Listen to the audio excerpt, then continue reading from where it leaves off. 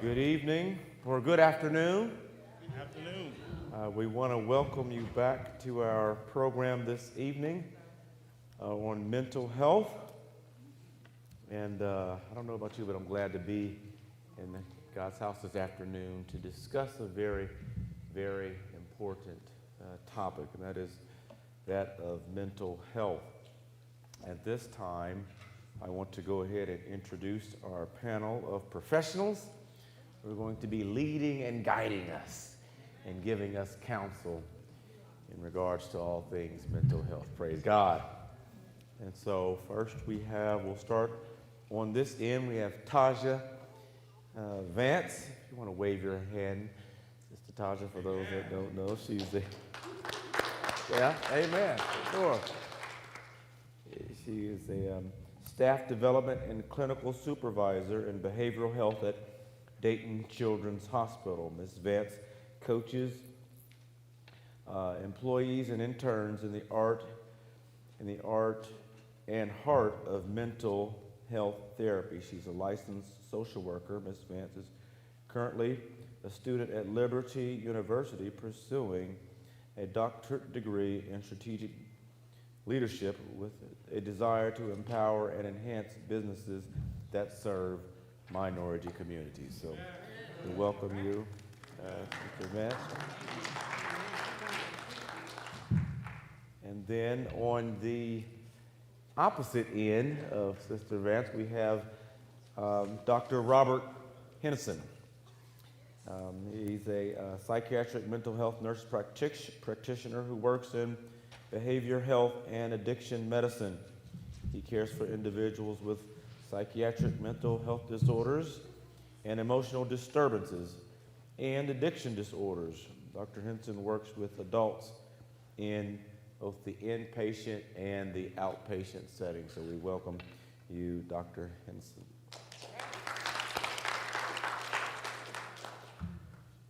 We also have Dr. Whitney Bignall.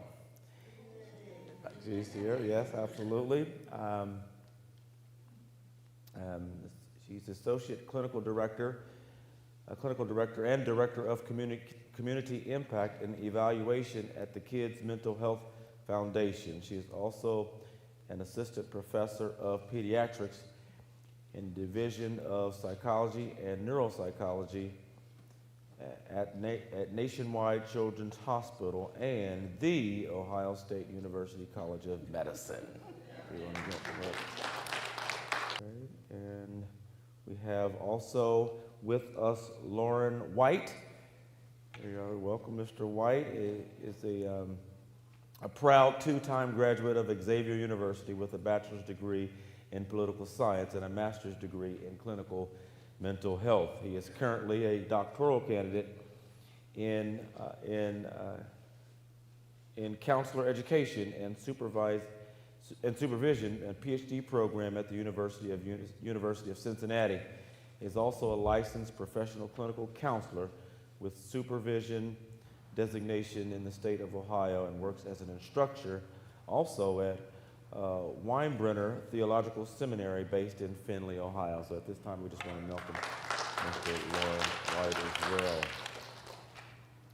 I want to thank each and every one of you for coming out this afternoon to discuss these very important topics. If you'll give me 1 second to figure out where we are.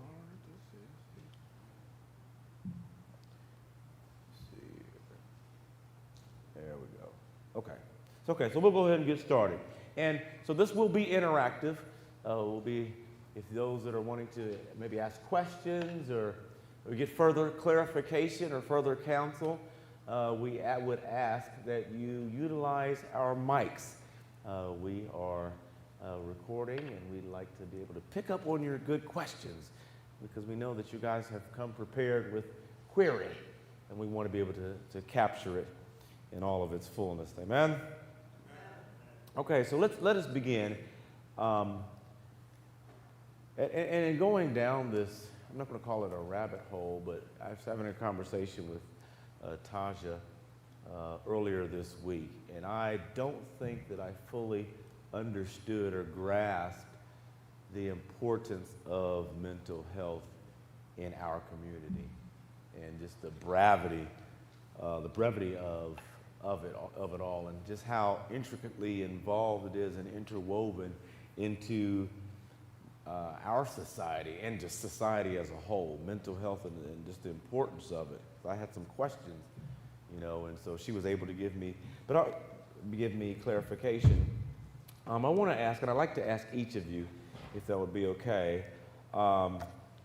First question is, how do you define culturally responsive mental health care for Black children and families? So I will we'll start here and move down. How would you define culturally responsive mental health care for Black children and families? It's not a monolith. Even within the African American culture are subcultures. And so I think that you have to be mindful of who's sitting in your chair. And so really the diversity comes within the person, like the clinician. Are you able to understand people from and diverse experiences in an effort to help? But even your understanding, you have to know that your understanding is still going to be limited, and you just need to be curious. Like, what's your world? What does it look like for you? I don't live with you. I didn't grow up with you. I didn't grow up with your family's understanding. So even just understanding, that it's not a monolith, that you have to be willing to be diverse-minded, but the only way to do that is to be curious and to ask behind your behavior.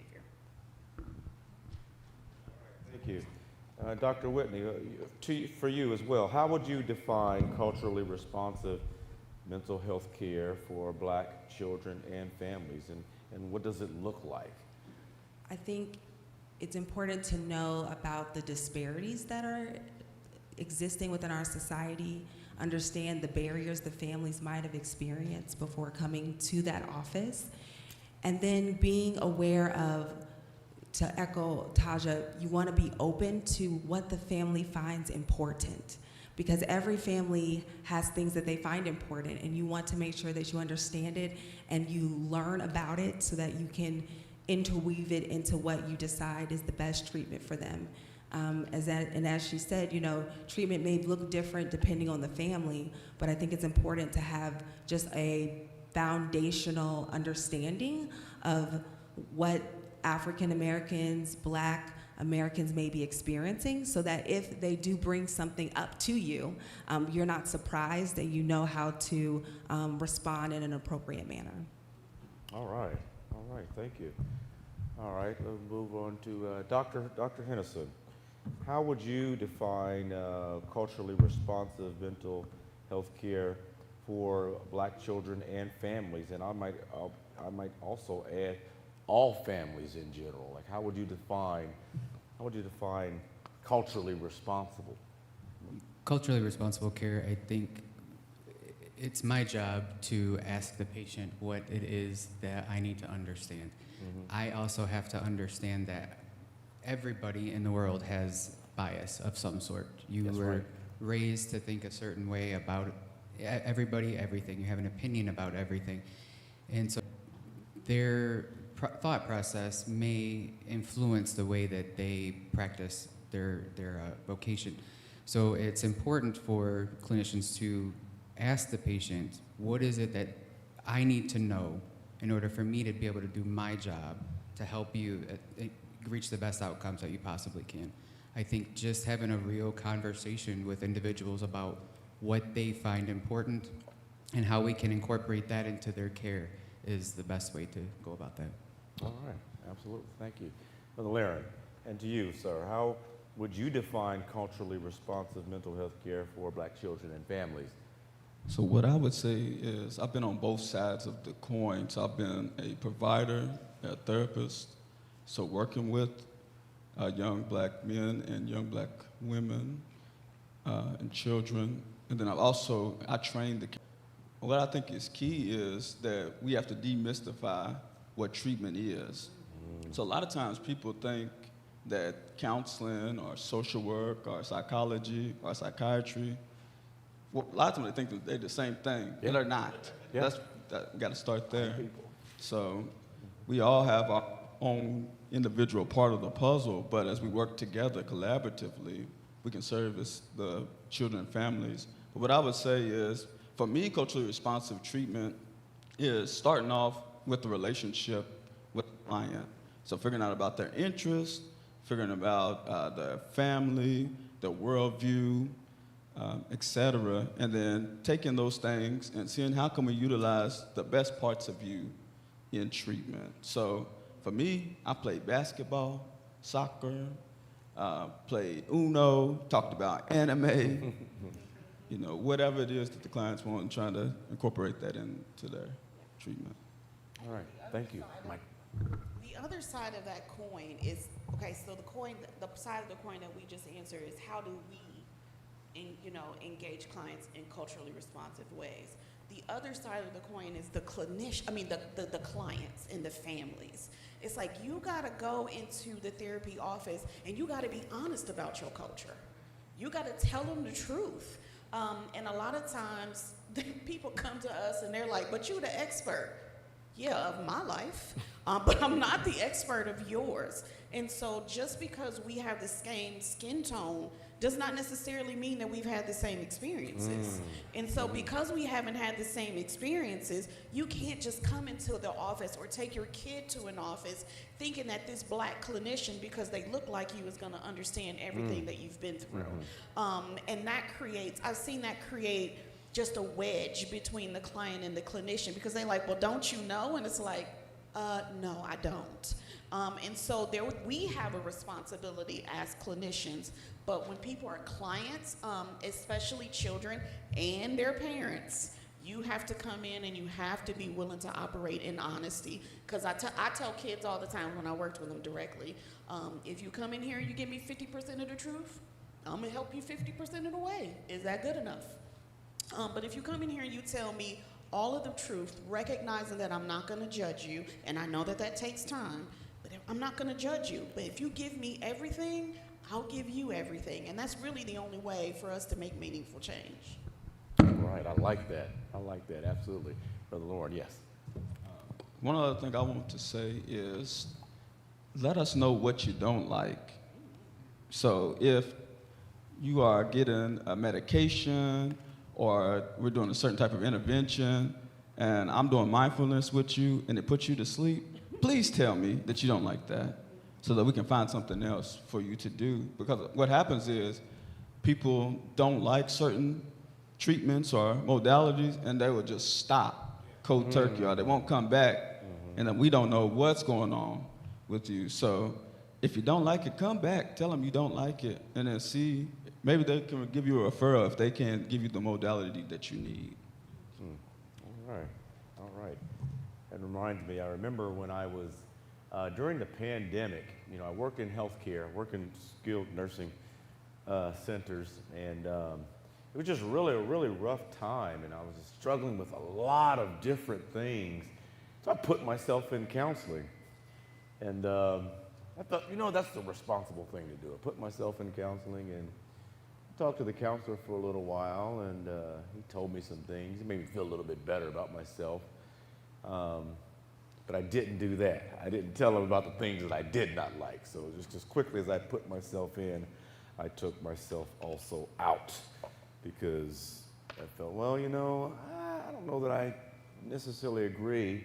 I was thinking, well, maybe I need someone that looks like me. But then I'm glad that Sister Tasha, informed us also that, all skin folk ain't kin folk. And I don't mean that in a bad way. Basically, our experiences are all different. So just because someone has the same you as you doesn't mean they're all going to automatically identify what it is that you are dealing with. All right, thank you. Great question and great responses. Number 2, well, was there anyone that had any comments from the audience that wanted to ask? If not, we'll move along. Okay, and we'll move along. Okay. what are common barriers? And we'll start with Taja and go down again. What are common barriers that Black families face when trying to access mental health care in our community? What are some barriers that you've found that we face? I'm answering quickly because he sent me the questions ahead of time, so I know what's coming down the pike, so don't think I'm just like shooting off the cuff. She's that good. She really is that good. I think that there's two issues when it comes to accessibility, and that is there just isn't a lot out there for us. No, let me not say two issues. There's a whole host of issues. One thing is 4 to 6% of helping professionals in the mental health world are people of color. And that means all people of all colors. Wow. And so when it comes to just African Americans, it's even less than that. And so we struggle with finding somebody who would even remotely understand our position or point of view in the world, because there's just not a whole lot of African American clinicians out there. I think another issue is if you look at the makeup of Dayton, just thinking about, you know, the widespread of Dayton, until Dayton Children's just opened up, recently opened up a facility on Germantown. We call it the West Side Project, but Melissa can give us the real name, West Dayton Urgent Care. Until we opened that up, there was absolutely nothing on the west side of the 3rd Street Bridge. Wow. And has not been. Wow. So where do you find most Black people? On the west side of the 3rd Street Bridge. On Northwest Dayton, there is nothing there. You might have a clinician here or a clinician there. You might have something spread out, but there is nothing, there are no clinics that are specifically for us. The other part of it is, and this is the part that I think is disheartening, and I know Dayton Children's is working on it, and I'm hoping other places are too, is when I walk through the halls of Dayton Children's, and my role allows me to be at every clinic that Dayton Children's has. So I'm in Beaver Creek, I'm in Springboro, I'm in Huber Heights, and I'm down at the Mateel Center, which is kind of the new building that we built, and now I'll be at the West Dayton Project. And so I'm in all 5 of those buildings that have mental health services. And what is the most disheartening is not what I see, it's what I don't see, and that is us. I don't see us. I don't see us. And so even though we don't have anything that is readily accessible to us, we also don't access those things that are available. And that is terribly sad for so many different reasons. But one of the big ones is we struggle just like other people. Like, we're humans. We all have minds, we all have bodies, we all have this lived experiences, and nobody is gonna tell me that an African American has less mental health issues than somebody of a different color. It's not true. As a matter of fact, we probably have more. Not because we are Black, but because we have more negative experiences living this thing called life. Like the world, I was having a conversation with my nephew, and I'm gonna give y'all, I'm sorry, y'all, hold on, give me a tangent, a second. I was talking to my nephew, and he's dating a Caucasian girl, sweetest girl in the entire world. And he was like, Auntie, like, sometimes she just turns her brain off. It's like she doesn't catch on to things. And I was like, no, yeah, that makes sense to me. And he was like, but it doesn't to me. And I said, the world was built for her comfort. She doesn't have to think. And so if she catches on like a few minutes late, she's like, oh, okay, she called on a few minutes late. Let's laugh, make a joke about it, ha, ha, ha. If we catch on a few minutes late, it could cost us our life. We can't afford to catch on a few minutes late. Like when I think about, and I hope you guys have heard about Nolan Wells, that terribly sad case. And I thought about like, ooh, when you talk about Mississippi and you talk about Nolan Wells, you can't help but think about Emmett Till. And so but Emmett Till in that time, how many parents were able to shield their kids from that experience? A whole lot of them. Because I could just turn the TV off, or I can, and if I choose to turn the TV on and you have that knowledge of Emmett Till, there's something I can do, which is I can create the narrative around that conversation. You can't do that with Nolan Wells because social media is everywhere. They probably knew about Nolan Wells before we knew about Nolan Wells. And so when you have those constant negative experiences, or African Americans have those negative experiences that happen continuously, and then everybody has an opinion about it, and our kids are under so much stress. And so we really have to be mindful that even though the world hasn't been created to where we have easy accessibility, we owe it to our kids to access those things that are available. All right, thank you. Let's move on down the line. Mr. Lauren, what are your thoughts on what are common barriers Black families face when trying to access mental health care in our community? Transportation, insurance, wait lists, stigma, school systems, what do you see most often? So I would say we could be here all night talking about We this. could be here all night. We But- won't be. What I want to do is, one, we know we'll call out systematic oppression, racism, etc. So we know those things exist. We know about historical distrust of institutions for good reason, right? We know about lack of access, like you were talking about, to certain resources and types of providers. But I want to focus on things that we have within our control. All right? So one of the things that I found is that we do not access treatment because we are afraid of what we're going to find out if we go. My Lord. I don't want to be crazy. I'm not crazy. I don't want that medicine. I don't want that. Man, I'm sorry, man. But we talking real. But I don't want that white man or that woman in my business, right? And then, with social workers, they trying to take the kids away, right? And so we got to demystify that as well. But there are certain messages that we have within our own community that prevent us, or they just crazy, They're not tied right. They're a little loose. They got some loose screws. Oh, that's just Billy. That's just Bob. But we know that talking to yourself not normal, unless you're doing like positive self-talk. Or if they're having some type of experience and they're looking, this is some of the things I see in terms of psychoticism. So we know some of the signs, and we know that something ain't right, but instead of getting treatment for the individual, we kind of ostracize them, or he just gonna live with auntie or uncle or mama, instead of actually taking them to somebody else that can give him or her what they need. So I feel like that's a common barrier is that. And then the other thing is, I would say, sometimes we wait until it gets so bad that it's going to take some heavy work to repair it. But you don't have to wait until it gets bad. You can do preventative care. You can do your checkups, men, right? Yeah. You can do those checkups regularly. And then if it gets caught early, then it's usually going to be a less intensive treatment. So I'll stop there. All right, Dr. Whitney, and you as well. What are some common barriers that you've seen Black families face when trying to access mental health care for our community? Like So I really liked where he was going, and I'm going to elaborate a little bit more.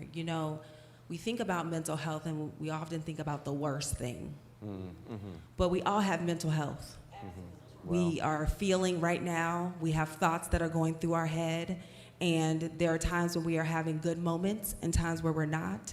And just like we need to go to the doctor to check in, we need to be checking in on our mental health and keeping it healthy. What keeps us mentally healthy? Do we know? Oftentimes we don't know. We actually do not know what are the things that keep us mentally well.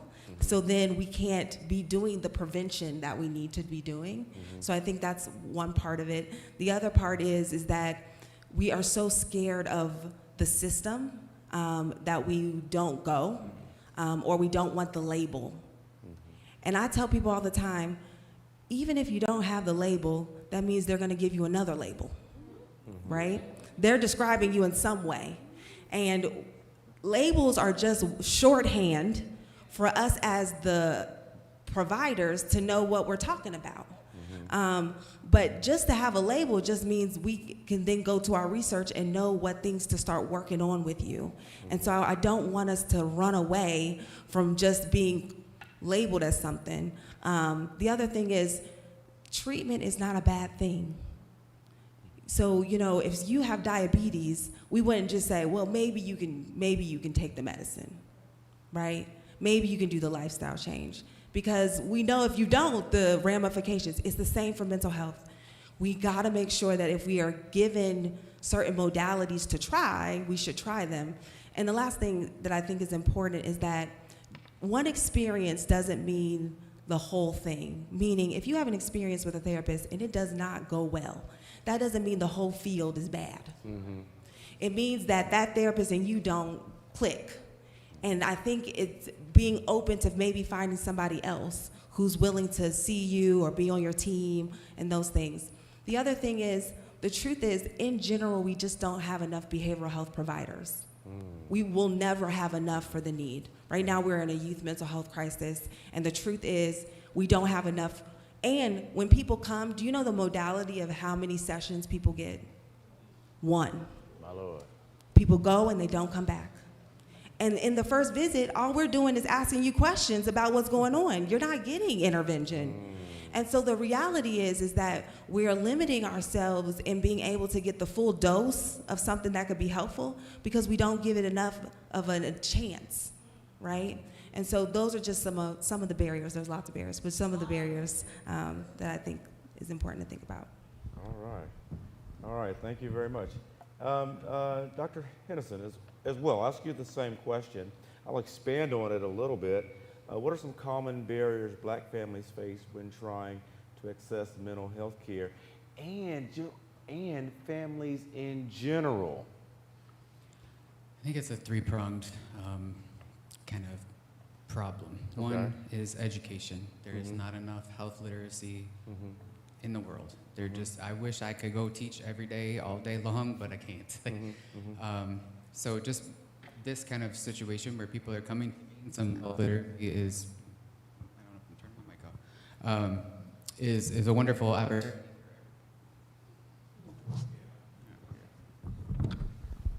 Sorry, my mic keeps dying. It's a wonderful opportunity for everybody to just come and come with your questions and to be able to learn something about the topic. Second thing is resources. As everybody has pointed out, there's just not enough resources. Not just with clinics and clinicians, but also transportation. There's not enough therapists to go around. There's not enough people to be able to transport. There's not enough support. There was a third thing, I can't remember what it was now. Sorry, mine went blank. That's okay. Sorry about that. That's okay. That's okay. Well, thank you. I thank you all for your answers. And who feels like they're learning something? I don't know about you, but I feel like I'm learning something this afternoon. Praise God for it. Question? Yes, question. Oh. Yes, absolutely. Questions. Okay. What I want to bring up is I see there's a disconnect. And the reason with society as a whole, and my question, I have two questions and you can answer those later. Do you go as a group, as you go and talk to groups of people?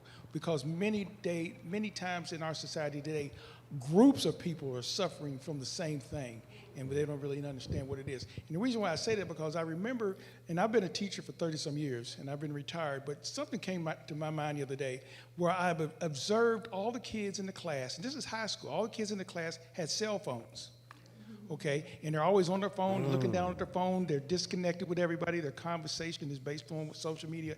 There were a few kids in the class that didn't have cell phones, and that's unusual.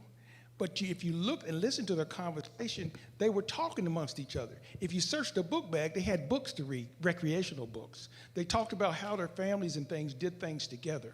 And so there was a big difference between the kids who had social media and those who didn't. Majority of the kids nowadays, they all have social media. And the reason why I said that, because I remember, and I'm almost finished, we were talking about family vacation. And me and my family, for over 50 years, we would even have caravans going to Myrtle Beach, South Carolina, Florida, or whatever. But we didn't have social media. But in the car, we were singing songs.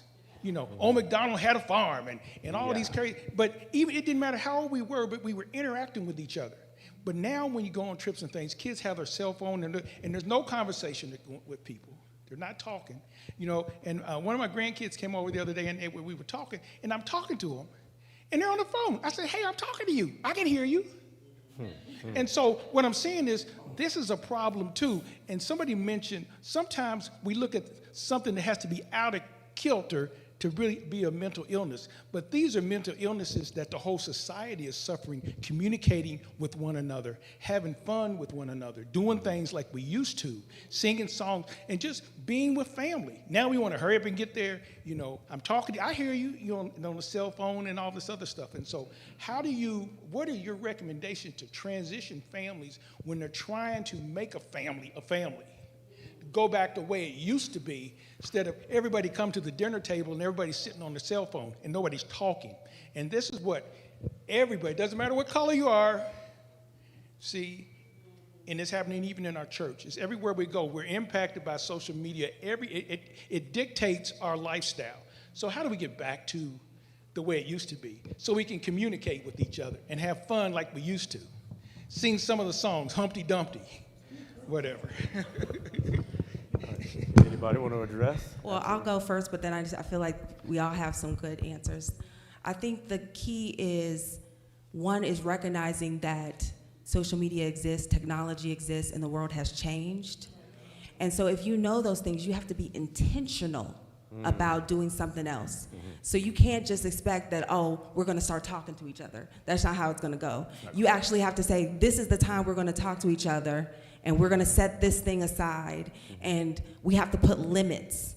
Usually, I'm part of the Kids Mental Health Foundation. We recommend that families have family plans where you dictate when you're going to be on social media, when you're going to be on the gaming system, and how long. And guess what? When the time is over, what else are you going to do with your time? Because that is what the kids don't know what to do. You say, well, what else am I going to do? Because they've gotten so used to it, right? But there is a lot for them to do. And so part of it is making sure that we have conversations about the other things in life that people can do. The other thing that I was going to say is that we're in this epidemic of loneliness. People are lonely. Little kids are lonely. Teenagers are lonely, and lonelier than they've ever been before. And loneliness is terrible for your health. Because it leads to not just mental health challenges, but chronic health challenges. And so I think part of what I want to say is, yes, social media and our phones have a place, but they are not the cure-all to loneliness. That is interacting with people face to face, seeing people, talking with them, getting to know people, being open to it. And it's okay to admit that you're lonely. Because I think sometimes we love to come up in church and tell everybody we're doing okay. My Lord. But maybe we're not. And part of, I think, the reality is learning to connect in different ways. Social media can help in small ways to see what's going on in people's lives, but it's not going to connect you in the deep way that you need it. And so I think it's also teaching our kids those things about technology so that they're aware of it, and helping them also know what fun things happen outside and within your family. Like, do you guys play games? What other things do you do? And making sure that there's intentionality in spending time doing other things. All right, thank you. Thank you. I don't think that the thing that Brother Ragland described, the dynamic that Brother Ragland described, is one-dimensional. I do think that social media plays a part of it. I think that a phrase that has been coined is, today we are more connected, but we're more connected, but also more lonely. More lonely than we've ever been. And so when Whitney talks about being intentional, that is huge. One of the things that I get on parents for is, some of us have forgotten to be parents. We've forgotten that phone is mine. that phone is mine, that game is mine, the internet's mine, It's mine, because ain't it? I pay for all of those things. And they all have a time and place. And so as Whitney was talking about, you know, being intentional and having a plan, but also reminding our kids, like, first of all, these things are amenities to add to your life, but they are not to be your entire life.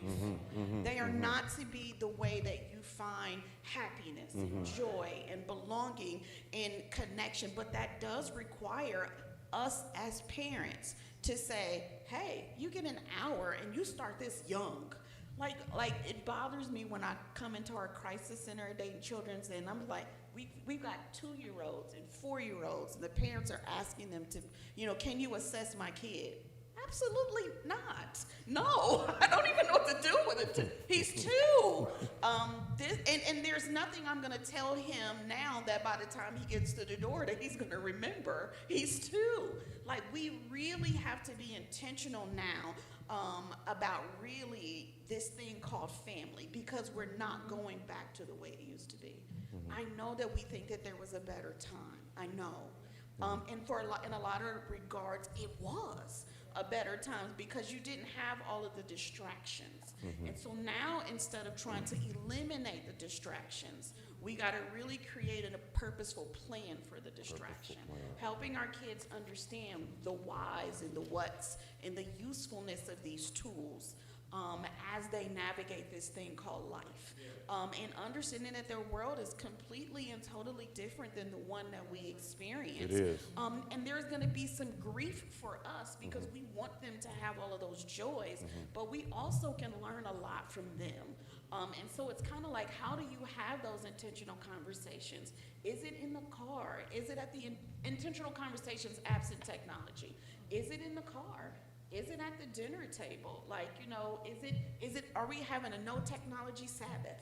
Like that, probably perfect time to like get out of the, get technology and social media out of the faces of your kids. But you really do have to be purposeful and intentional, and you have to make sure that you are holding your position as the parents. You are in charge of those things. And so when parents come into the clinician's offices and they're like, I don't know what to do. And I'm like, I get that this is probably new to you because technology is, you know, like a new thing. It hasn't been around forever. But be a mom. Like, what do you want them to do? Okay, so how do we create what you want instead of focusing on the thing that you want them to get rid of? What do you want them to create? If you want them to create connection, let's create opportunities for connection. If you want them to create, you know, more time in reading, how much time do they have to read every day? If you want to, you know, put a cap on technology, then what's their time limit? And with the kids today, they are very receptive to limits and boundaries. Like, kids really do like limits and boundaries and structure and discipline. They just need to know why. And that's sometimes what we don't do as parents. And that's the part we have to play, is we say, get off that phone, but you don't tell them why. Like, you don't need to be doing all of that, but we don't, baby, that's not good for your brain. Like, we really need to do some family time so that you can have intentional connections, or you understand the value of relationships. And you just really have to go into more detail instead of saying the no or the stop. All right, thank you. I wanted to speak on the things that you guys were talking about initially when I came in, the lack of resources, the lack. I've been doing this for 55 years, but what I see now is that the recipients of the Medicaid services that are available to them, they get the information, but nobody explains to them, turn your card over. You can call customer service. See if your company, your managed care company, offers trips. You may have so many trips allotted to you per year. your managed care company. See if you can talk to the utilization nurse. If you have a diagnosis of whatever mental health issue there is, you're going to have a case manager at your mental health, at your company, whether it's CareSource, Molina, Buckeye, whichever one it is, you're going to have a behavioral health nurse. That nurse is your case manager. And what you need, that person is supposed to get. So if you need 5 sessions with your psychiatrist, ask for them. If they deny them, appeal that. You have all those rights, but nobody explains to them how our tax dollars are going into this service to try to keep them healthy. So I think there needs to be some type of informational liaison type person who, and of course that should be the case manager, because these managed care companies require you to touch each member every month. And you audit yourself by touching them.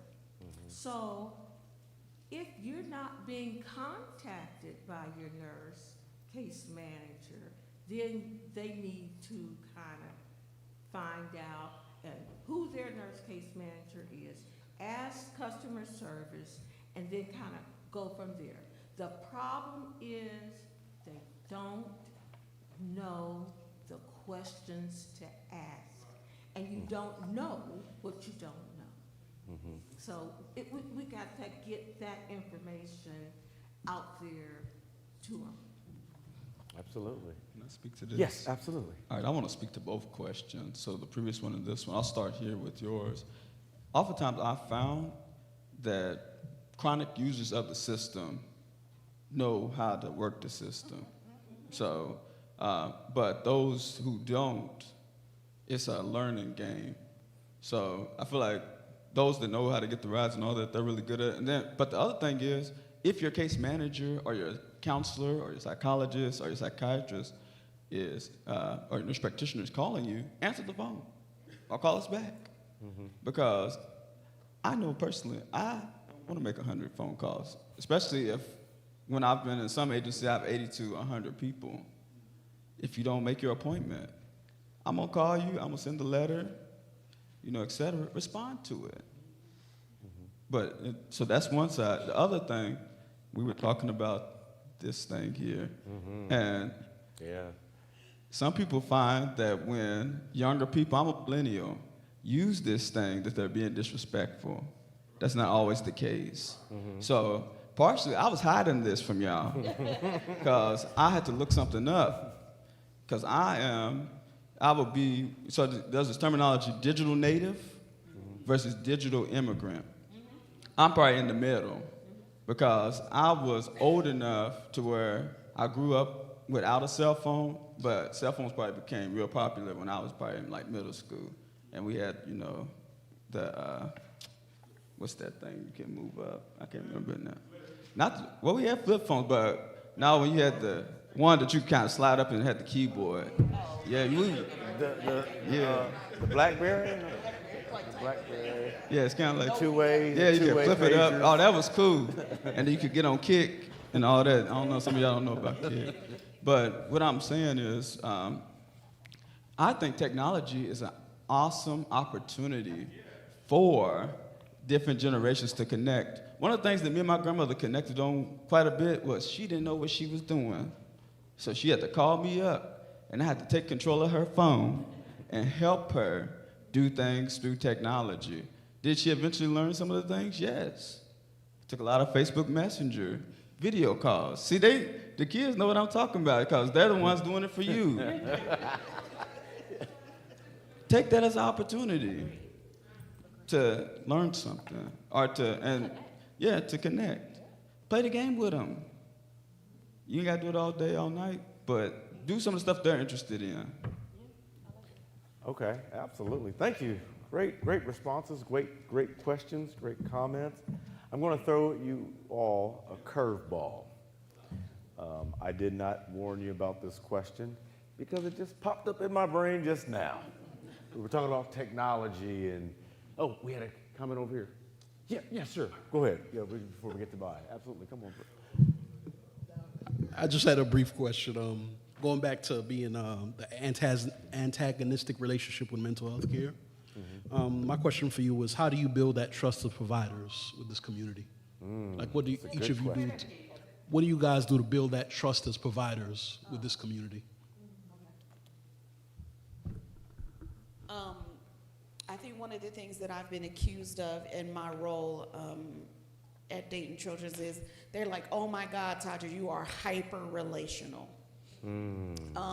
Because when you work for a big organization, they about numbers, business. Let's go, let's get this done, let's get this in. Like, we need this number.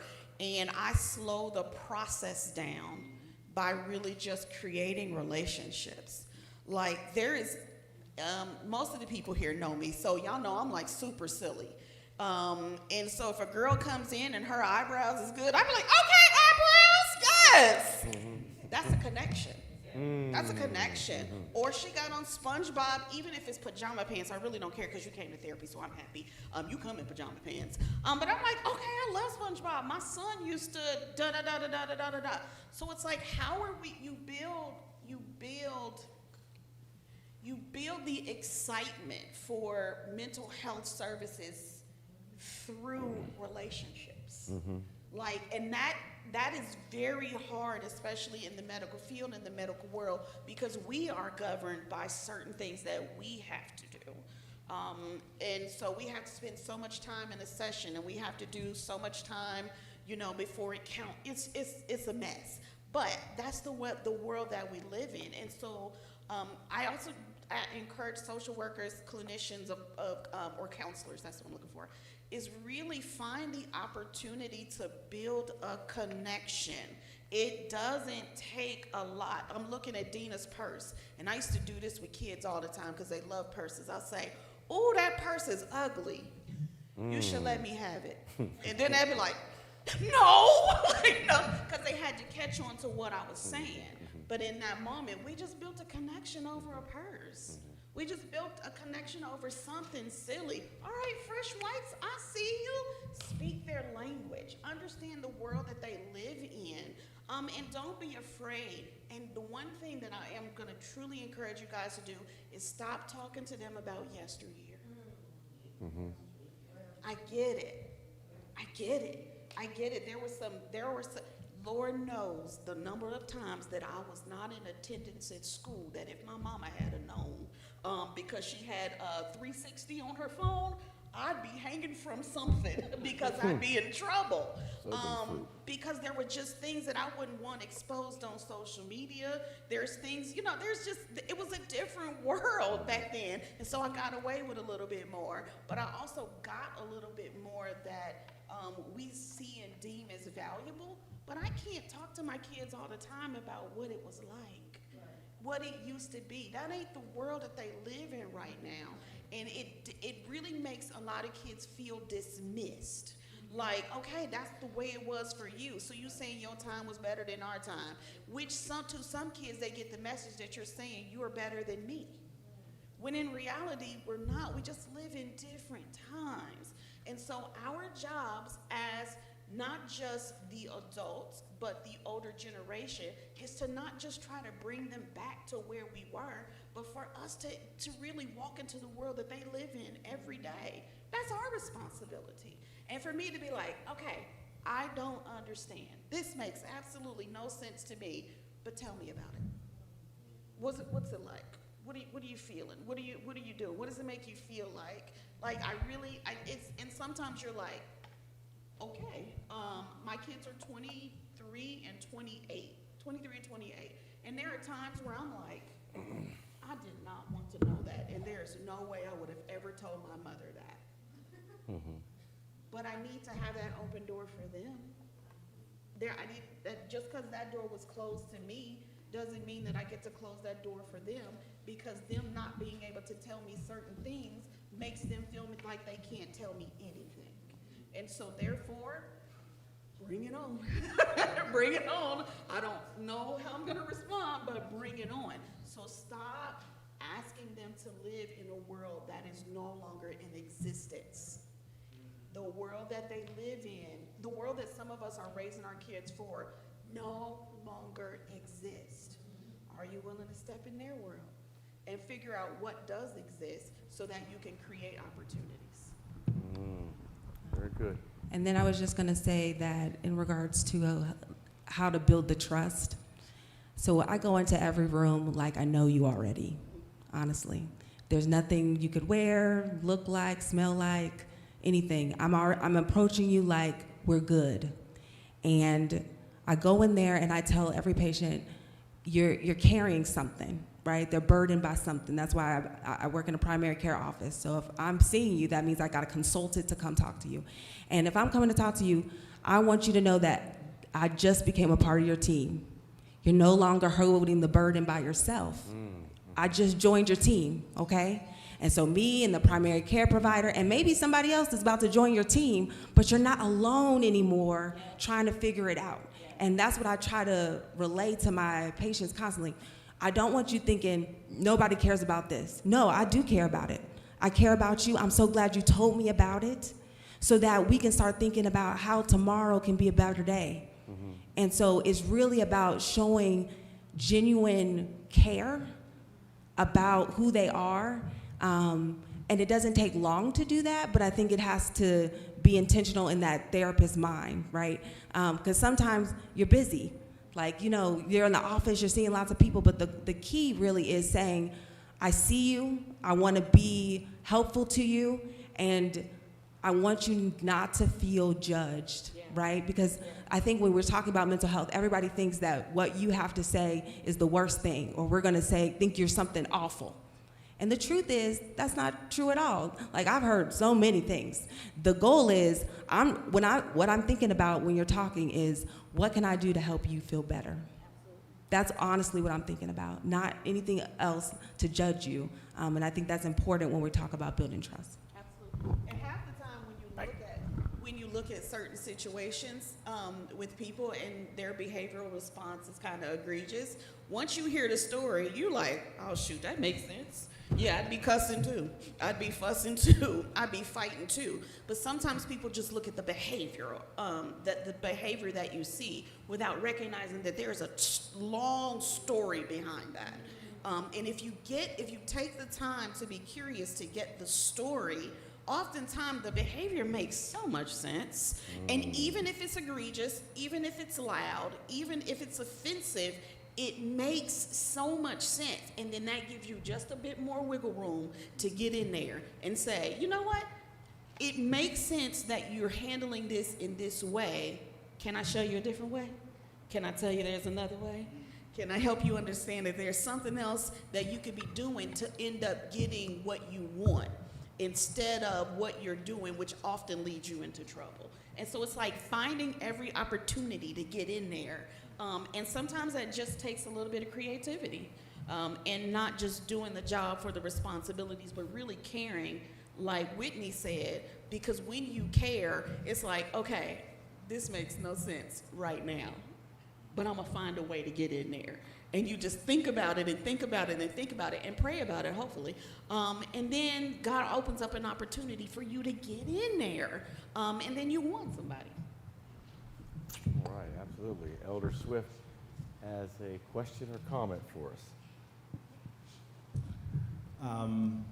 Question. I think when it comes to, this is my perception of mental health. I'm an attorney and they call us a counselor at law, but they don't really give us any counseling training. That's the truth. But my question is this. A lot of times when it comes to mental health, and when we think about it, we always think that somebody else is the problem or they have the problem, how do, as counselors, how do you assess when someone actually needs counseling? You know, there's certain legal situations or divorce situations, custody situations that people go through. But how do you assess whether somebody is actually in need of this and not? And how do people assess themselves? Because we always think somebody else is the problem when we might be the problem also. Denialism. Well, we have a process typically. So if you're coming to me, you have to go through an intake assessment. So you're going to have to fill out some paperwork beforehand so I can get your demographic information, your insurance, et cetera, so that we can be able to bill, or we're going to figure out if you're going to pay private pay. But you can do a consultation call, and then you can tell me about your issue. I can tell you if I think I would be a good fit for the issue or not. And then if not, I can give you referrals for some other people, or we could come and meet together for the first time and do this intake session.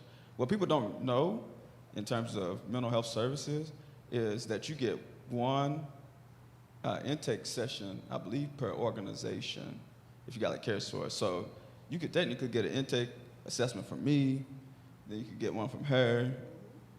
Now, I can't do it twice within the same year, but after a year, we could do it again. But we're going to be evaluating you over time. And we're going to ask you stuff about your life. We're going to ask you a question about your family, about your relationships, about your job, about different aspects of your life. So how would you know for yourself? Are you having problems with your kids? Are you having problems with your significant other? Are you having problems with yourself? Are you having problems leaving the house, et cetera? So those are functioning issues. And then the other thing I would say for the previous question is sometimes a warm handoff is better than no handoff. So like what she was saying before, ooh, I know this great nurse practitioner. I've been going to him for 5 years, and he really helped me. I think you should go to him. Matter of fact, we're going to schedule an appointment, and I'm going to take you so you can meet him. And I don't even have to be in the room. That does better to get them actually in the room with him than saying, go, you need to go get some help because you know you got something wrong with you. Thank you. Thank you. Awesome. I was just going to say, he touched on it briefly, but knowing for yourself, it's really, is it getting in the way of your life?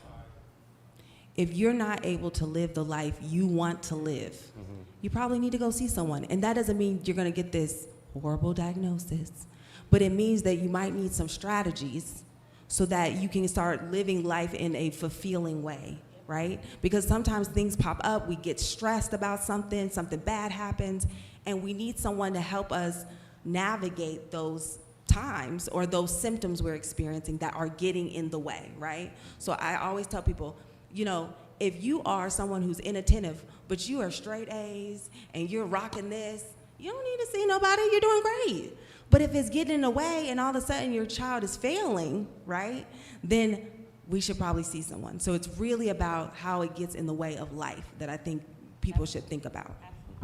I think Dr. Phil, before we go, switch to another topic, is Dr. Phil used to, and I don't like him right now, but Dr. Phil says, he used to ask this question, and I think it's simple, but can be profound if we really sit with it, and it's, how's that working for you?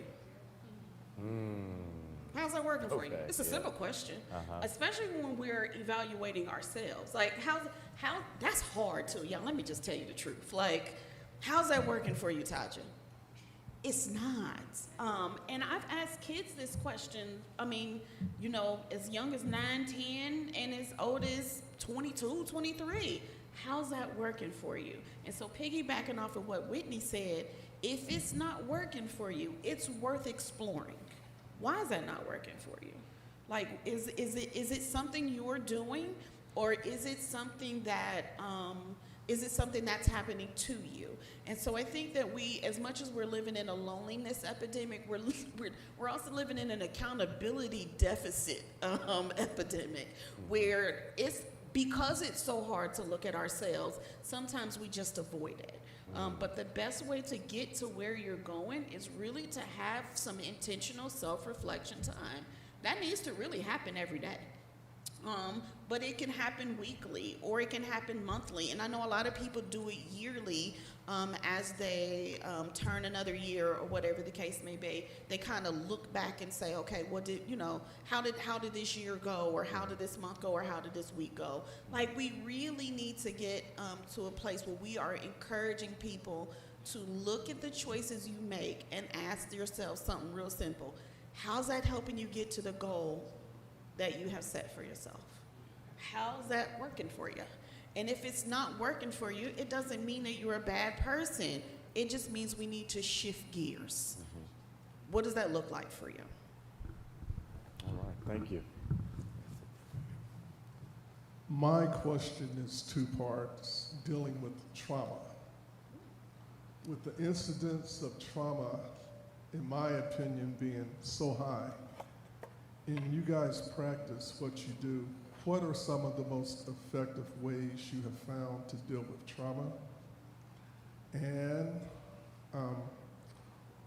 do you see a difference in the different ethnic groups in the way you deal with trauma, because you're dealing with cultural things, possibly? And that's basically it. Do you see a difference? And what are the most effective ways that you have found in your practice to deal with trauma? The reason I'm kind of a trauma buff. I don't love that trauma exists, but I love understanding it, because it helps me understand the whys behind your behaviors. And so, kind of to answer your question, in practice, I think just knowing that it exists and knowing that it is real is one of the best ways to kind of combat it, is to really recognize. I know so many people, especially older people much older than me, who's like, that's just the way things were, but you're still affected by it. You're still hurt. You're 67 and you're still hurt by what happened to you when you were 7. I think that making sure that we are destigmatizing trauma, and making sure that people don't understand that it's not a personal issue, or a personal deficit, or a personal a reflection on the type of person you are, but that's just that we have all had lived experiences. And the other thing is making sure you get people connected to a trauma-based therapist. Everybody is not cut out to manage trauma, and that is not a dig.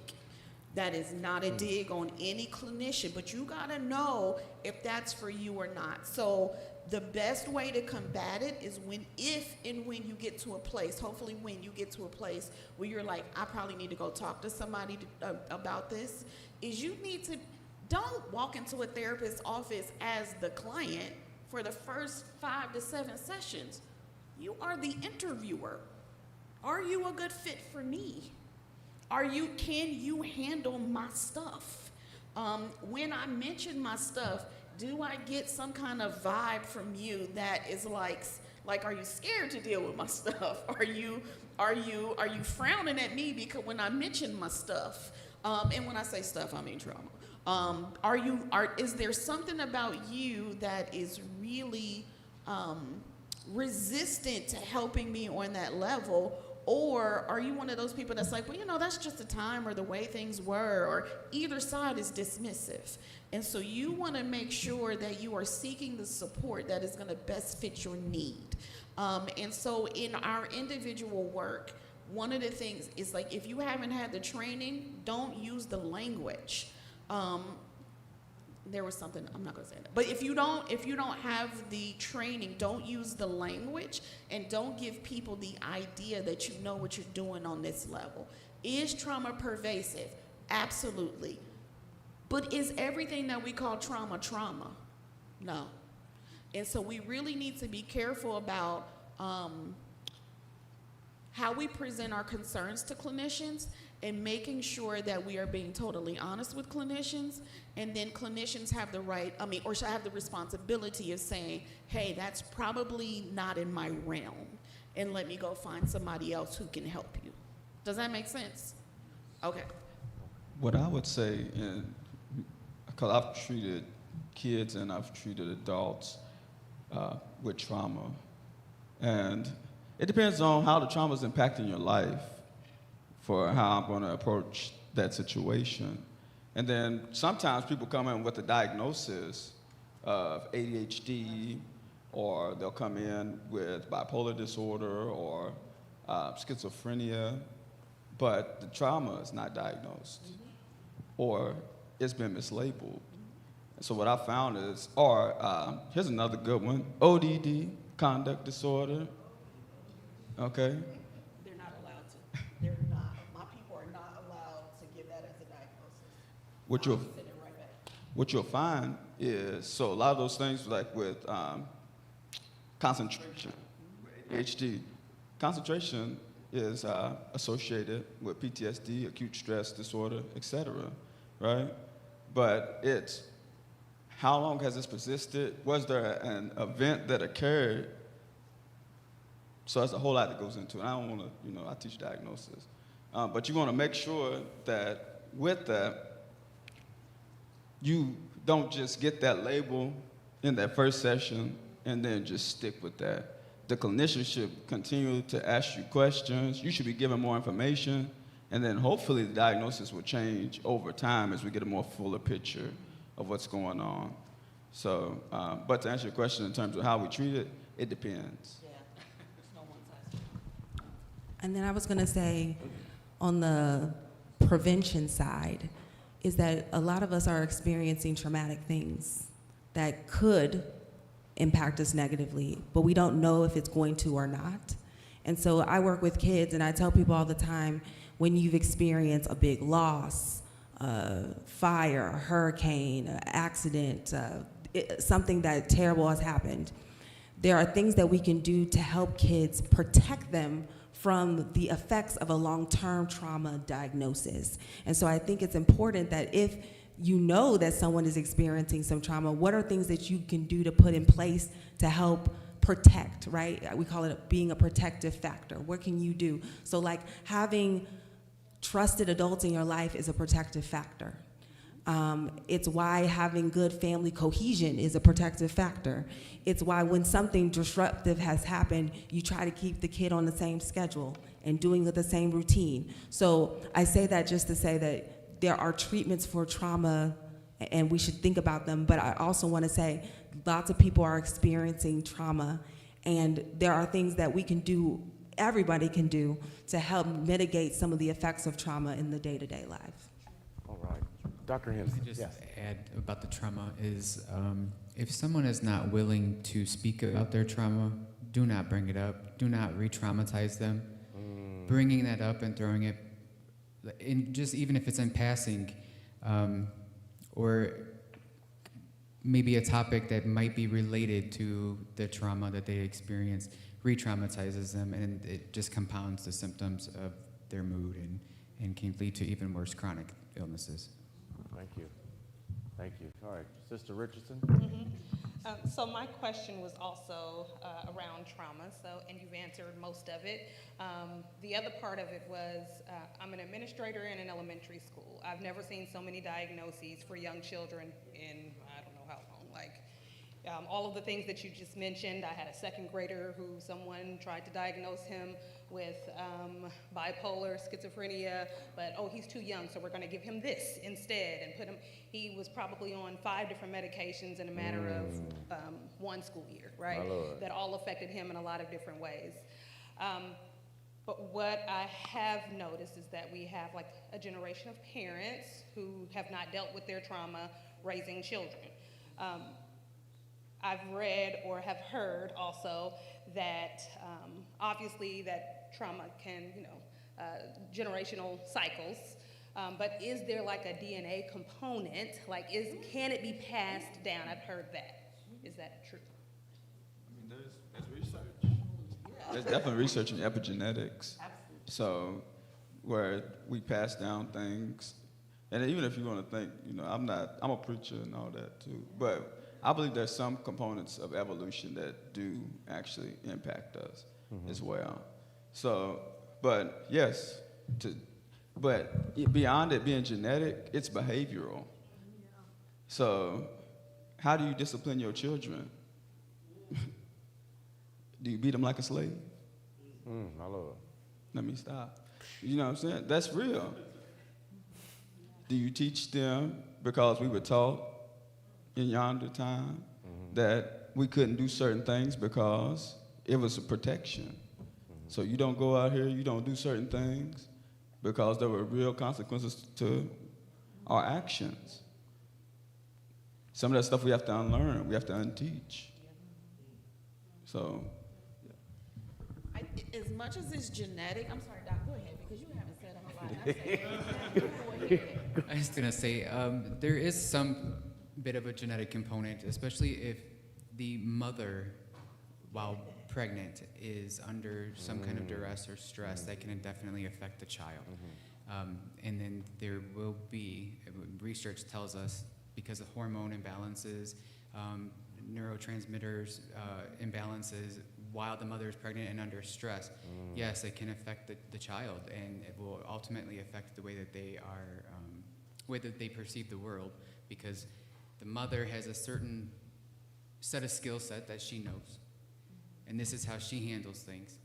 And so when she goes to teach the child how to handle things, this is how the child now handles things. So that's where your generational kind of cycle comes in.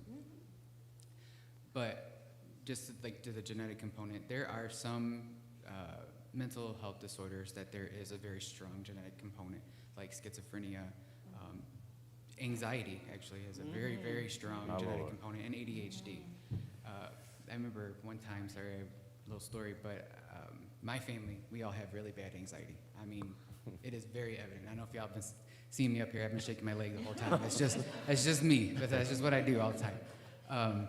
But somebody that was outside of the family, we were at a haunted hayride kind of thing, and my nephew, he was only 4 years old at the time, and he looked up to me and he goes, "Are we gonna die?" And I'm like, "No, we're not gonna die." He's like, "Are you sure we're not gonna get killed out there?" I'm like, "No, we're not gonna get killed. Like, it's fine." But he was so anxious, and that's all he could think about. And I turned to my friend and I said, "Look, if you ever needed, like, this child had everything, safe family home, everything that he ever wanted at his fingertips, it's right there. But that genetic component to the anxiety, like, if you ever needed proof, there it is." Wow, thank you. I think, like, to piggyback off of what Doc said, like, not only is there a strong genetic component to a lot of mental health conditions, I don't think that we pay enough attention to the experiences of kids who have parents with unresolved trauma and unresolved or unmedicated, untreated mental health conditions. Like, just imagine what it would be like to be raised by a depressed mother. She can't be there for herself. So how's she gonna be there for you? I've seen kids where they're like, especially when I worked in school, you got a kid who's highly anxious, and then you meet mom, and you're like, "Yep, that makes sense." Yep. Because mom is equally as anxious as the kid.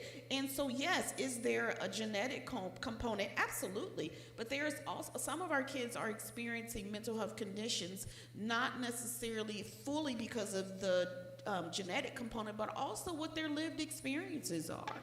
Like, if my mom is just checked out because she has some unresolved depression or unresolved anxiety, like, that is going to impact the way that she is able to show up for that kid. And that's going to contribute to the loneliness epidemic and the disconnection. And now this kid doesn't have a safe place to go. And so and I'm a social worker, so this is why I think of things this way. Because I can't, as much as my LPC boss would love for me to, I can't just look at a kid and say, there's a diagnosis. I want to know what's the story behind it. Because the story behind it tells me so much more about why this kid's presentation looks the way that it does. And so as we do, as we look at the kids that, especially the kids that, like, I know where you work, and I'm like, yes, I get it. I think I had a therapist there. We'll talk about it. Like, some of these kids come in and people are like, hey, you got an ADHD diagnosis or a bipolar diagnosis or whatever, but nobody's asking the other questions. Like, what's it like at home? Who's your safe person? Who do you go to when your world isn't right? Who supports you? And some of those things can be answered if we just ask more questions and get curious about this kids, not just the symptom presentation, but also their lived experience. And also, there's a lot of people that come in when we ask them on the clinical intake about family history. They don't know. So you need to ask, what are the diagnoses in your family? Or what are the issues that people have struggled with, that you have that information? When I had a kidney stone, I was asking, who got kidney issues? Because we need to figure this out. Yeah, so make sure that you get that information from your family as well. And then the other thing is, we talked a lot about kids, we talked about parents, but what about aging parents? And people that are, caring for aging parents or caregivers. That's a whole set of stress and issues and burnout and compassion fatigue that you're going through that you should get help with. All right. I'm so glad so we could segue to that. There's I had Mercy Manor, a couple of girlfriends asked me to come over, help, blah, blah.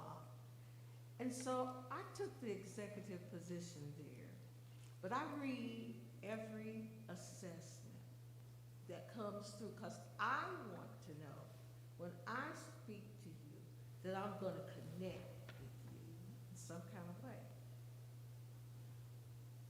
There are 10 women, and 10 women have experienced trauma beyond what I can begin to tell you, because they also have an addiction to either crack, cocaine, marijuana, crack and marijuana, so it's so overwhelming when you see what these assessments are, and when you go to one person and they begin to tell you the trauma of their life. You just have to sit there, and sometimes you just put your arm around them, if you can get them to talk about it. See, everybody won't just start talking, because as people of color, we long ago, and I think you, probably your generation right there, you were taught at home, what happens here stays here. Don't you be going out telling stuff that happens here, because we're going to tear your tail up. So what happens here stays here. So not only has that happened in people of color, it happens in other families too. So they have this whole thing that you have to break through before you can even get them to begin to emerge on the trauma. And so what I've been looking for them is a trauma specialist, someone who they can go to, therapists, psychiatrists, whatever you want to call yourself, QXW, that they could go to so that they can begin therapy. Because they only stay with us for about 15 months. They can get a lot of therapy in if we can get them somewhere. Now, I do believe that there's a lot of good psychiatrists out there, because I've worked with so many good ones. And so there are a lot of them out there. They're expensive.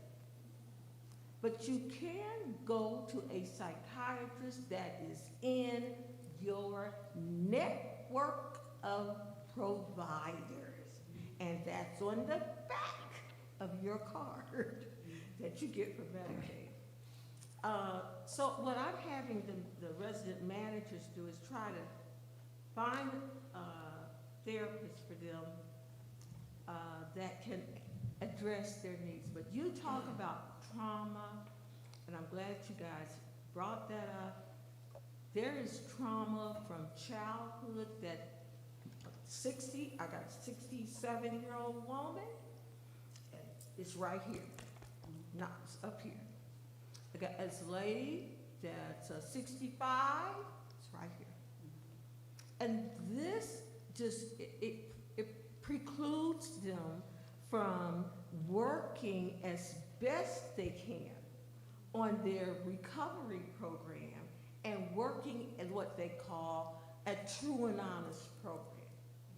So when you're taking care of people that do have trauma, it's so important to find them somebody that they can relate to and that will put their arms around them, get to know them, and then that they can begin to start dumping off this heavy burden that they've carried for all those years.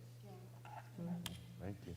Thank you. We'll take Dina's questions. So Dina will be our, or you got one too as well? Okay. Well, Brother Ragland will be our last, and then we'll begin to wrap up, and then I'll just come through, and it's just, if you guys want to give me just a few moments of still add some meat to these potatoes.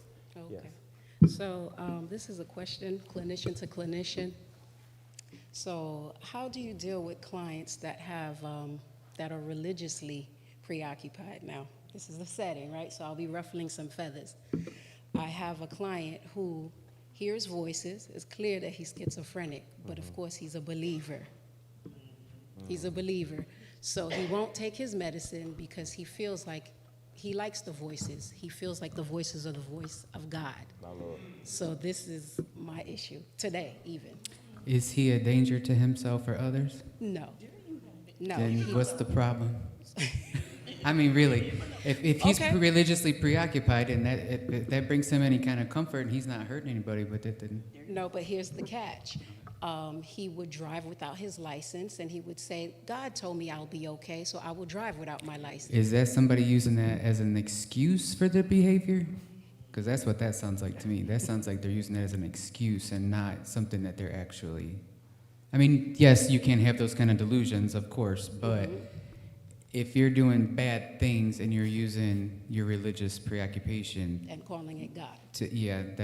that sounds like someone who's trying to be manipulative to me. But he is schizophrenic, so what would be the I don't mean you can't be manipulative. Yes, you can do. All right.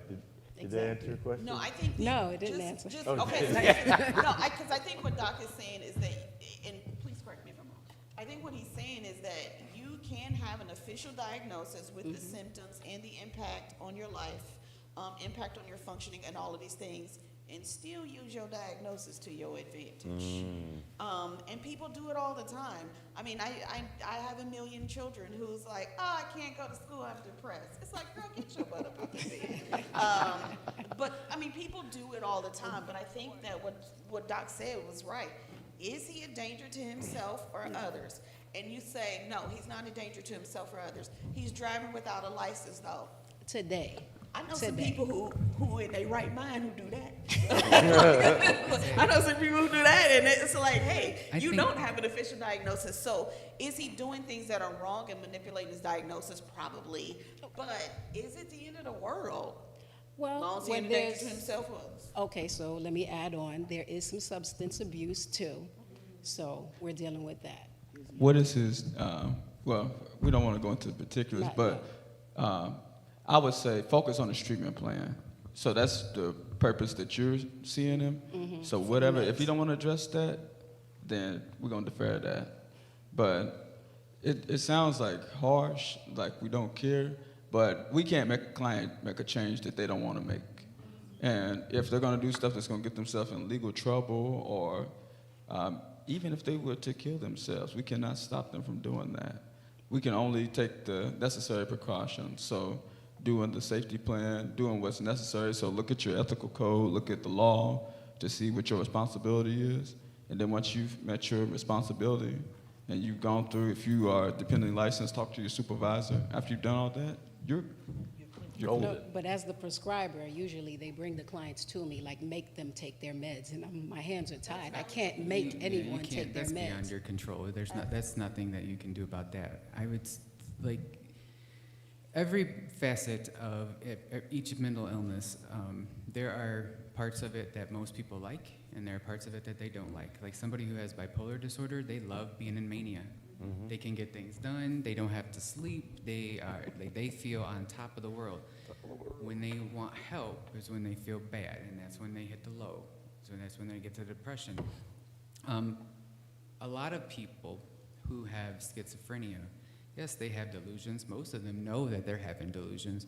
They are able to recognize that because they've lived with that most of their life, or all of their so they know what those things are like. Now, somebody who's using like illicit substances like meth or something that's going to induce psychosis, now you're in a different ballgame. Like that's, Exactly. you need to go to hospitalization, maybe get detox, something like that, and work those things out. But as long as they are not a danger to themselves or others, even if they're having delusions, it's their prerogative whether they want to take their medications or not. I wouldn't try to force it or coerce them into, anything like that. One of the things I see in the helping profession, and I think that this is also helpful to the everyday person, is that in social work we call it the right to self-determination. Every person has the right to self-determination. You don't have to take your meds if you don't want to. You don't have to, you don't have to adhere to the treatment plan that is set for you. You don't have to listen to the wise counsel of those people on your treatment team. Like, you really don't have to. Going on, as long as it doesn't harm you or somebody else, everybody has the right to self-determination. And as clinicians specifically, but everyday people, if you gotta know what your boundaries are. You gotta know. Because if you're anything like me, I want to help, but I don't want to help you. I need you to listen to one of these 12 things I done told you, do it so we can get on to the other side. That's not where I have jurisdiction. That's not where I have control or where I have power. And so you, as a clinician, you got to know, like, here's what my role is. This is well defined, what my role is. And if they decide not to do that, my conscience is clear because I've done everything that I can do. When it comes to us dealing with our families or friends or whomever in our lives are having mental health conditions and issues and they don't want to deal with it, then you get to make a plan as to what you're willing to deal with and what you're not. Like, okay, when you are depressed, I can help you this far. Or when you're anxious, I can help you this far. When you're having delusions, here's the rules to my house, or here's the rules to being in a relationship with me. And so just because someone has a mental health condition, it does not give them free will to be harmful to themselves or to other people. But we got to know that we also have some power in this. And even in all of our understanding, we are not responsible for people's overall care. We can just get them to the places they need to be in. One last thing I would say, motivational interviewing has been very helpful for me. So looking at what are they actually trying to accomplish? Is what they're doing helping them get to that? So if we want to use reality therapy modality. And I would say if they're not listening to you, document that they're not listening to you so that if it come back, then you're good to go. Thank you. And we'll take one more. Mike.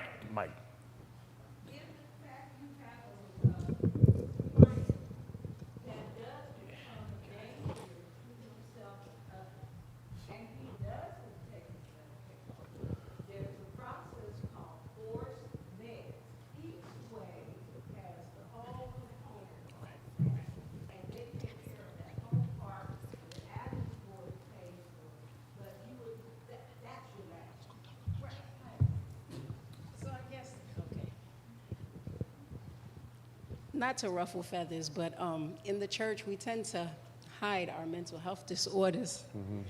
Yes. And that's where I really wanted to go. Because some clients do hear voices and they do believe it's the voice of God. So for church people, how do we reach them as clinicians? Or, yeah. So you're saying church people that are hearing voices? Yeah. Our congregation. Congregation. Okay. Absolutely. To me, it's a Thank cultural you factor. very much. I was going to say something like, but I just have a simple question. If you have I have, over the years, I've had to see a psychologist myself. I had some issues, believe it or not. I'm just like anybody else. But I do know that there was a difference in the treatment versus a Christian versus a non-Christian. Both of them had different approaches on how to deal with the mental problem that I might have faced. And so my question to you is there a generic method of treating people, or do you look and see, okay, the background of this person's a Christian, or this background is, because the Christian principles and values sometimes dictates how I'm going to react to certain things. And my question to you is, do you differentiate between that at all? Because, I mean, a Christian psychiatrist might go through the holistic approach versus, putting kids on Ritalin and all those other things. And so how do you determine, or have you chosen what side you choose in order to treat people based on their background? What I do is I ask people, I grew up in a very religious household, very conservative household. So I am very familiar with Christianity, but that's not necessarily something that everybody is going to want to hear. Not everybody's going to want to incorporate that into their care. So that's not going to be the first thing that I bring up to someone. So what I need to know from whoever is sitting in front of me is, what is important to you? If that is what is your driving force, if that's what your belief system is, this is where your morals lie, this is the route that we need to go down. I don't know how else to really say this. Just let it go. I think it depends on the context as well. So, how long is your visits? Are they like 20 minutes, 30 minutes? Well, outpatient, my follow-ups are 30 minutes, my intakes are 60 minutes, and then in the hospital, I take as much time as I need. So. Okay, so for me, intake session, I have up to 90 minutes to do that. If I'm doing individual therapy, it's 60 minutes. If I'm working in a hospital setting, I might have 15 minutes. So it depends on the setting in terms of like what we will be able to do. But I work in a seminary, so I train counselors from a Christian perspective. But that's because that's the setting that I work in. But not all programs are designed like that. So it's up to the individual clinician and their approach and their theoretical orientation to determine if they will use that modality or use that emphasis. But I think a good clinician will incorporate spirituality into care because it's an important factor for a lot of people. That's what I was going to say, is that, like, my identity doesn't necessarily dictate how I am in therapy, but I am very much concentrated on what you, the person in front of me, finds important. And I've treated lots of people with different religion backgrounds, and I incorporate that as I see its importance in that family life. And to answer the other question a little bit, I think it's important to say, the therapist is not alone in the treatment journey. And I often will say, who are the other important people or people that you find counsel from?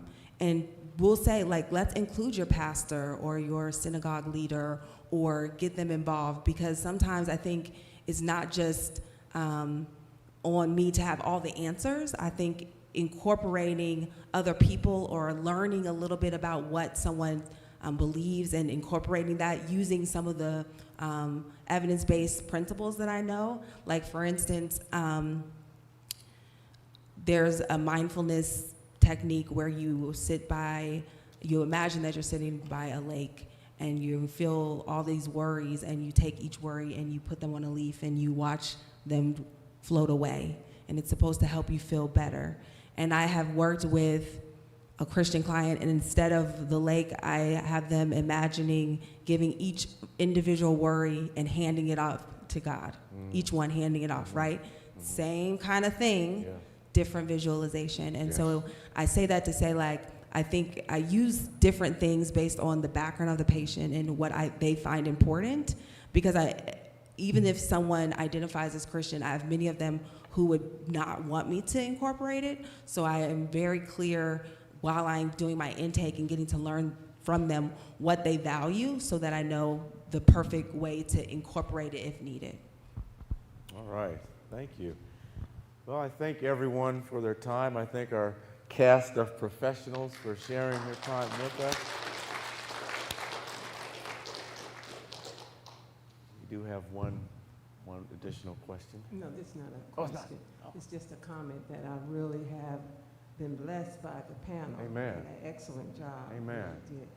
But I also thought, with sitting there, that all this beautiful information we have, now that we have it, there are individuals probably in our midst that sometimes we overlook. Just a smile or something we can say, but we don't take the time. In our church, there are young people here that are craving for attention from somebody. They are. And we come in and we say happy Sabbath and we move on. Not only children, but adults. Adults, wow. So all this information that was given, great. But we also now, we need to be intentional. What are we going to do with those individuals we know and that we can touch as well? Amen. Amen. Yeah, I agree with that. How are we going to be intentional with this loneliness epidemic that we've got going on? How can we as the church be intentional in addressing these issues so that we can win these souls to Christ? Because this, you know, it's real. Like, I've got some family members that are younger that struggle with loneliness. And for me, I don't understand it. I'm like, you've got people around you that love you. I don't get it, but they are lonely, you know, with everything that we've got going on. And we didn't get a chance. I believe that this discussion could go on for another 3 hours, easily. We didn't even get into artificial intelligence, pharmacological interventions, and the comparison of but I'm glad that we were open to begin the conversation about mental health and how it affects our community and how we can build and grow from it. You know, I think that there are many times when we do wish that we could go back to yesteryear. I'll admit, I do wish that I could go back to the way that I was raised, but that's just not the reality of the world that I live in now, as evidenced by my children. And so I was just glad to know that that cell phone is mine. I don't know if they're listening or not. That cell phone is mine. I pay the bill to that cell phone. So we're going to set some, you know what? Maybe I shouldn't have even done that. Maybe that was traumatic. Who knows? But anyway, I'm glad everyone came out. I've enjoyed it. Don't look at me now. I don't want to cause any more issues. But yeah, I've really enjoyed it, and thank you to our professionals. Any parting words that each of you would like to just give us in regards to mental health, or just something brief that you might want to share just as we transition? Yeah, I'd like to redeem myself. I remembered what I was going to say before. Absolutely. The third thing that I was saying, that for a barrier to accessing mental health care, is that the system was not designed for you. It was designed for me. It was designed for a white, cisgender male. It is not built to understand or begin to recognize the differences in individuals. It just isn't. If you look at most medical research, it is done on white men. So finding somebody who you can relate to is really one of the most important things, because that's going to be the person who is going to go the extra mile and find the interventions that are going to work for you the most effectively. And then in closing, I would just like to say that mental health care, even if you're in a crisis, or you've been dealing with something for all your life, 40, 50 years, it doesn't stop when you figure out what the issue was. It doesn't stop when that one behavior is corrected. Mental health is lifelong, just like your physical health. I myself, I see a therapist at least once a month, because I deal with a lot of trauma on a daily basis. I have to give that to somebody. I can't keep that in me all the time. I give that to them. We work through my anxiety. So I would just encourage everyone to be open, honest with yourself and with your clinicians, and just continue to always make yourself better, not only spiritually, physically, but also with your mental health. And thank you for having me. Thank you. Thank you for Dr. Hutchinson. Thank you.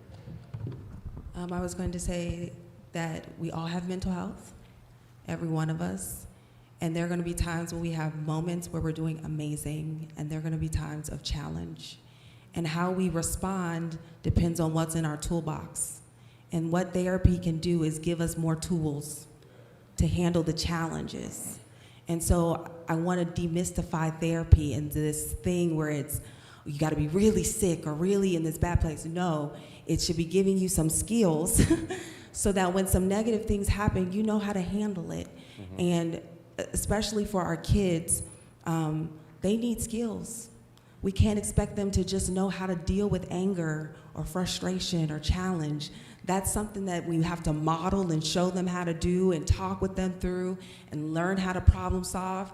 And that's on us to learn, but then sometimes we need additional help, right? And so feeling comfortable seeing someone to get those skills, I think, is important.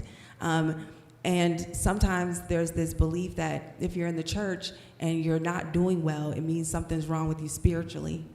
And I really, really want to emphasize that you can be having an amazing spiritual relationship and still having mental challenges, just like you can have some physical challenges. And we have to support people and not think this negative thing about their spiritual life if they are having a mental challenge. I think it's important to make sure we make that distinction and that we make sure we are supporting everyone, as Elder Ragland said. All right, thank you, Dr. Whitney, and Dr. Henson as well. So Lauren. Matthew 9:12 says, "But when Jesus heard that, he said unto them, They that be whole need not a physician, but they that are sick." All right, these are Jesus' words. These are not my words. The woman with the issue of blood, she suffered with a condition for 12 long years, and she went to physicians, and she exhausted her resources, and she ultimately came to Jesus, but that didn't mean she didn't go to the doctor. So we have to we need to utilize the available resources that we have, both spiritually and naturally. Do you know that God gives doctors wisdom to treat us, to help us? So these are not mutually exclusive things. These are things that should be working in tandem with each other. And if we want to see people get healed, delivered, set free, I think that's what we want on both sides. Yes. Then we have to work together. All right, thank you. Let's give our panel a hand. Just want to thank you for coming out and for our mental health awareness, and we appreciate you. And on behalf of Pastor Johnson and his wife, we just want to welcome you and just say thank you. And like the pastor always says, Whitney, Dr. Whitney, you've been here, but you're first time you're a visitor, second time you're family. So I'd love to do this. Who wants to do this again? And I would say that we should do this again sooner rather than later, because like Dr. Whitney said, we all, to some degree, have some issues. I know I've got some. I'm thinking about it. I might just go sign up when I leave. I say that jokingly, but no, seriously, like, I need to go do something. I need to talk to somebody, And so God is great and worthy to be praised, and we trust in the Lord at all times, and I do and will continue. But sometimes it's good to have that person where you can just kind of get those things off and kind of and can address some of those things that may or may not have been traumatic. Okay, let us pray. Let's stand. Let's stand and pray. Father God, Lord, we thank you for this day. Father, we just have heard just a wonderful word this morning with the speaker this morning of casting our cares, Lord, and with the meal, and now this evening with our wonderful panel of guests. Lord, we just thank you for their wisdom and them coming here to Ethan Temple and sharing their knowledge and how we can maintain our mental health and work on our mental health, and how we can learn to speak to the up-and-coming generations, Father.